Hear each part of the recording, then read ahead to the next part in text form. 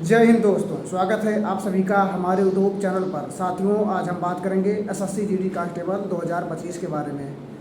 साथियों, आज हम महाराष्ट्र की कटाप के बारे में चर्चा करने वाले हैं। ठीक है, तो मैंने उत्तर प्रदेश की जनरल एरिया और बॉर्डर एरिया के बारे में चर्चा कर दिया और उसके बाद बिहार के बारे में भी बता दिया, बिहार की बॉर्डर एरिया के बारे में भी बात कर दिया। ठीक है, साथ अब हम महाराष्ट्र के बारे में बताएंगे। महाराष्ट्र में केवल दो प्रकार के क्षेत्र हैं, एक जनरल एरिया है और नक्सल एरिया है। दो ही प्रकार के क्षेत्र केवल महाराष्ट्र में आते हैं। साथियों, मैंने आज तक जो कटाप बताया है, चाहे एसएससी जीडी 2024 की हो, चाहे उत्तर प्रदेश पुलिस कांस्टेबल 60,244 की हो, जो कटाप बताया हूँ लगभग उतनी ही गई है। ठीक है, बस 1-2 नंबर 2-4 नंबर इधर उधर चाहे चली जाए, बस जितना मैं बताता हूँ साथियों उतनी ही जाती है।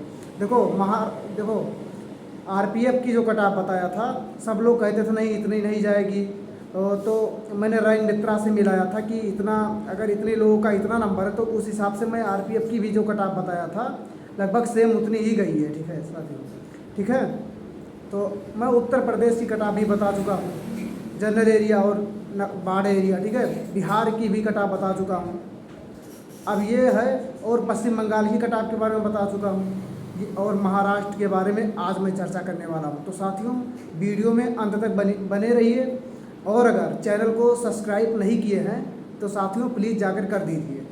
ठीक है, तो अब हम महाराष्ट्र की कटाप के बारे में चर्चा करने वाले हैं। देखो साथियों, महाराष्ट्र में इस बार जो है 2149 भर्ती है, 2149 पद जनरल एरिया में महाराष्ट्र में है। हम देखो 2018, 2021, 2022 और 2024 की पूरी एनालिसिस करने के बाद आज मैं कटाप बता रहा हूँ। पूरी एनालिसिस, वैसे नहीं कि बस वीडियो कैमरा स्टार्ट किया और बनाना मतलब कैमरा चालू किया और वीडियो बनाना स्टार्ट कर दिया। देखो साथियों, पूरा एक एक चीज़ में डाटा सहित पूरा लिख कर लेकर आया हूँ, वैसा नहीं वीडियो बनाना स्टार्ट कर दिया हूँ। ठीक है साथियों, देखो 2022 और 2025, इनसे मैं 2022 की तुलना 2025 की जो भर्ती है 2022 से तुलना करेंगे। 2024 से तुलना इसलिए नहीं करेंगे क्योंकि पेपर बहुत आसान था 2024 वाला। ठीक है, 2024 का जो पेपर था बहुत आसान था, उसमें नॉर्मलाइजेशन बहुत ही ज़्यादा मिल गया था, इसलिए उसकी कटाप बहुत हाई चली गई। और जब मैं 2024 की कटाप बताया था तो बहुत से भाई का कमेंट आया था कि यार इतना कटाप बता दियो, इतना तो कभी नहीं जाएगी, पहले से ही ज़्यादा गई है तो ज़्यादा बढ़ेगी नहीं। तो हमने बताया कि यार कटाप जितना बताया हूँ एनालिसिस करके बताया हूँ, कोई भगवान नहीं, कोई ज्ञानी नहीं कि जो बताया हूँ बस उतनी ही जाएगी, एनालिसिस के साथ बताया हूँ, तो साथियों उतनी ही जाएगी, मैं बताया था। उन भाइयों से जो कमेंट किए थे कि नहीं इतनी नहीं जाएगी, तो सुनिए भाई, 2022 का 2025 से तुलना करेंगे। ठीक है, 2022 में जो है जनरल एरिया और नक्सल एरिया दो ही प्रकार के क्षेत्र हैं महाराष्ट्र में। ठीक है, तो जनरल एरिया में 1847 पद थी। ठीक है, और 2025 में 2149 पद जनरल एरिया में है महाराष्ट्र में। ठीक है, तो कितने ज़्यादा है साथियों? 302 पद ज़्यादा है इस बार। तो वैकेंसी अगर एक पद ज़्यादा हो तो, और 302 पद, भाई 302 वैकेंसी बहुत हो गई ज़्यादा। ठीक है, उसके बाद अब नक्सल एरिया की कंपेयर कर लें 2022 से। 2022 में 150 पद थे और 2025 में 299 हो गए। भाई 150 से 299 बहुत ही ज़्यादा हो गया। तो आप ये समझ लीजिए कि जितना 2022 में कटाप गई थी तो उससे लगभग में रहेगी, बस उसके एकदम लगभग में रहेगी। 2024 को भूल जाइए आप, 2024 में पेपर आसान था इसलिए ज़्यादा गई थी कटाप। ठीक है, और नॉर्मलाइजेशन में भी नंबर ज़्यादा बढ़ा था इसलिए ज़्यादा गई थी। ठीक है साथियों, देखो 2022 में जर्नल की कटाप जनरल एरिया में, मैं जनरल एरिया की बता रहा हूँ सबसे पहले, उसके बाद नक्सल एरिया की बताऊँगा। पहले 2022 की बता दूँ, उसके बाद 2025 में कितनी जाएगी उसके बारे में चर्चा करेंगे। 2022 में कितनी गई थी पहले ये आप सुन लीजिए। 2022 में 101 गई थी फाइनल, और ओबीसी की 97 गई थी, एससी की 92 और ईडब्ल्यूएस की 97 गई थी। ठीक है साथियों, अब देखो नक्सल एरिया में कितनी गई थी?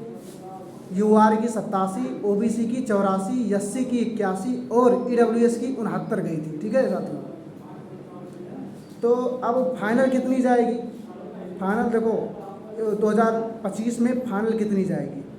तो साथियों फाइनल में बताकर और फाइनल ध्यान से सुनिएगा, एकदम ध्यान से सुनिएगा। जो बताऊंगा एकदम उतनी ही जाएगी, वैसे नहीं बता दिया साथियों, बार बार यही कह रहा हूँ। फाइनल देखो, अगर आपका जनरल से हो और जनरल एरिया से बिलोंग करते हो तो आपका अगर 105 नंबर है तो आप पूरी तरह सेफ हो, ठीक है। अगर आप ओबीसी से हो और अगर आपका 103 से 106 नंबर है और जनरल एरिया से बिलोंग करते हो महाराष्ट्र से, तो आप पूरी तरह सेफ हो।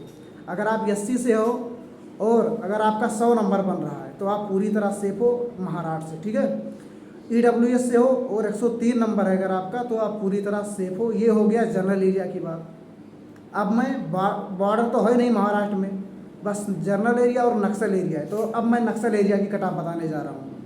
नक्सल एरिया में अगर आप जनरल से हो, अगर आपका 85 नंबर है तो आप पूरी तरह सेफ हो। नक्सल एरिया की बात कर रहा हूँ, केवल 85 नंबर 160 में।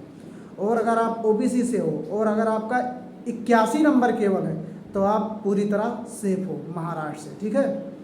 एससी से हो, अगर आपका 73 नंबर है, केवल 73 नंबर, तो आप पूरी तरह सेफ हो।